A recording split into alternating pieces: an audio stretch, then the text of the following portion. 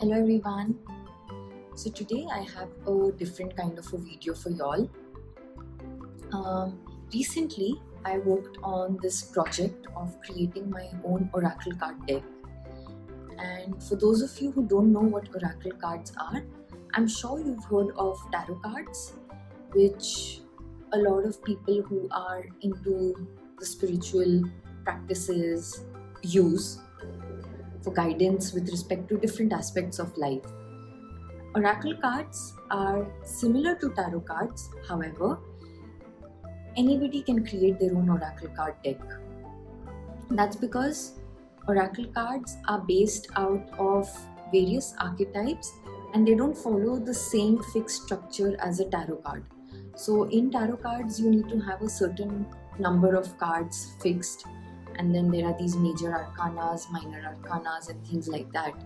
However, in oracle cards, you choose your theme, and then depending on what sort of a deck it is, you can add how many ever cards you want to. And most often, people usually begin with a 30 card deck. So, I was really called to creating my own deck when I was, just sitting in meditation. And if you all remember, during one of our heart-to-heart chats, we talk about how art is really intuitive and we create from the soul most often. So for me, my process of creating art has really shifted over the years, and I do use a lot of oracle cards, tarot cards when I meditate for guidance, and I also incorporate them in creating art. So I thought, why not create a deck of my own hand-painted cards? So for me, the theme that I chose was the sea, because I feel like the sea talks to us, it connects with us, and water as an element has a lot of guidance that it can offer in our general day-to-day life. So I've called my deck the Crystal Sea Oracle. That's the name of my deck.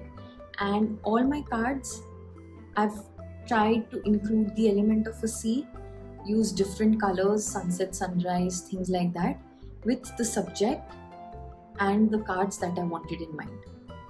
So my card deck is a 56 card deck, and it can be used by anybody. So you don't necessarily have to think that, oh, I'm not a psychic or I'm not intuitive and so I cannot use it. No, my main intention or idea of creating this deck was that it should be easy to use by anybody and everybody, where one day you just sit, shuffle the cards, pick a message, and you can actually use it to guide your creative process as well.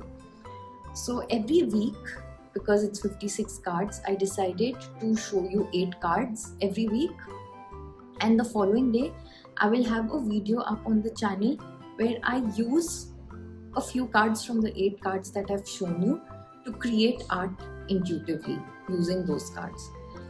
So let's dive into the deck now. So here's a look at my first 8 cards, and before I begin delving into them, I'm just going to be doing these videos alphabetically because it's just an easier way for me to store my cards and then go through them every week.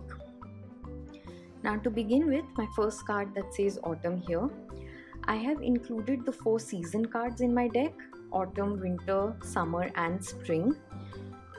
So there are multiple uses of it. One, just to be inspired by the imagery or the season.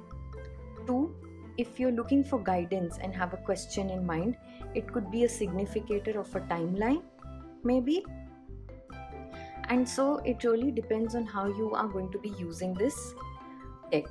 You can always pull clarifiers, by which I mean if you get a season card, you can pull another card to go along with it, which gives you a stronger message that you can tap into. Now, like I said, you don't necessarily have to be a psychic, an intuitive, or any of these terms to use the deck, because it's been designed in such a way that the imagery is relatable. So let's begin. That's autumn, where of course I've used the fall colors, shown bare trees, added my imagery of water, the reflection, and all of that.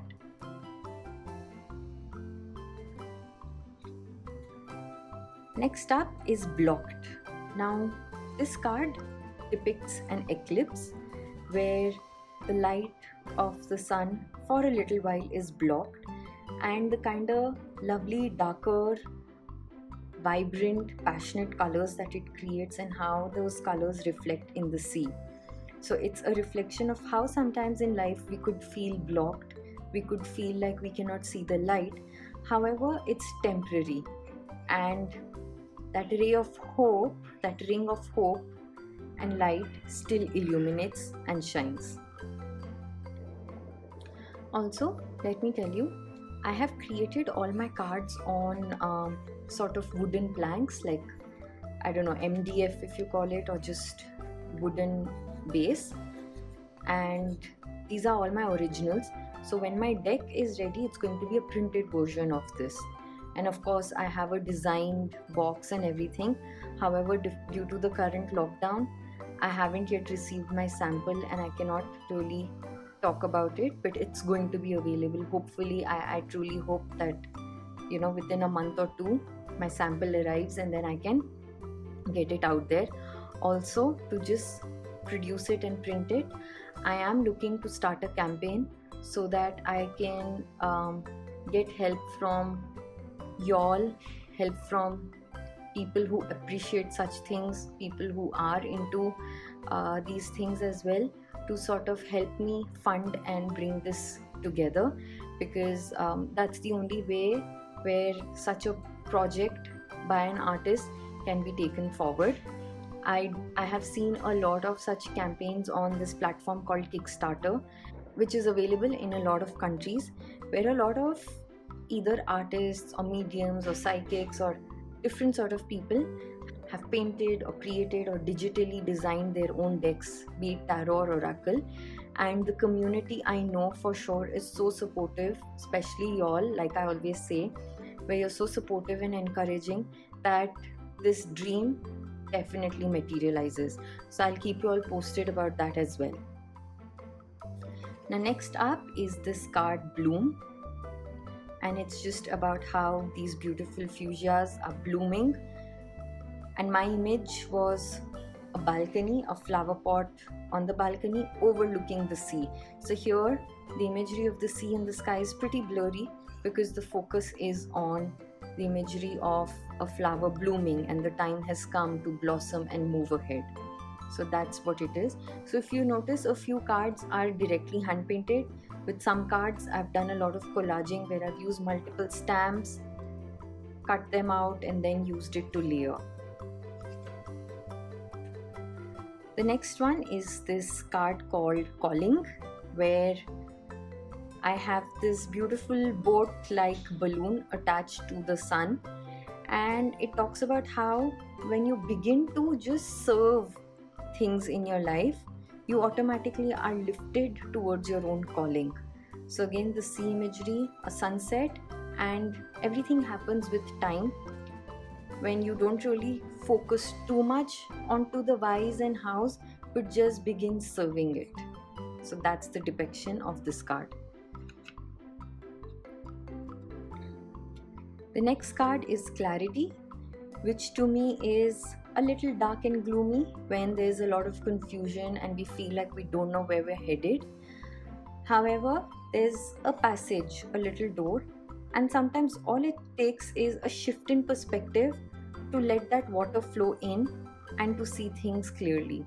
So it's about shifting our focus from this dark and gloomy energy to that tiny little thing and let the water flow in. This one is Collaboration, and collaboration to me is all about getting together, collaborating, community spirit, creating together, and just getting in sync with this lovely energy. And it doesn't always have to be romantic, it just also means friendships, families, and things like that. Of course, I have another card, Tribe, and I'll talk about how the messages of the two can be differing, but this collaboration brings in the warmth, the colorful vibrancy, the energy of these two flamingos coming together. Then I have Communication, which is beachside communication, and it says, every seashell has a story to tell. So this is a sign of either you need to communicate more, or some communication that you've been waiting for is coming, and just those beachy vibes. And the last card for today is creativity. Again, a little bit of those beachy vibes, with these kids just letting go, letting loose, playing in the sand, building sandcastles, creating, whereby we all have this creative energy flowing within us. All we need to do is tap into it and make the most out of it.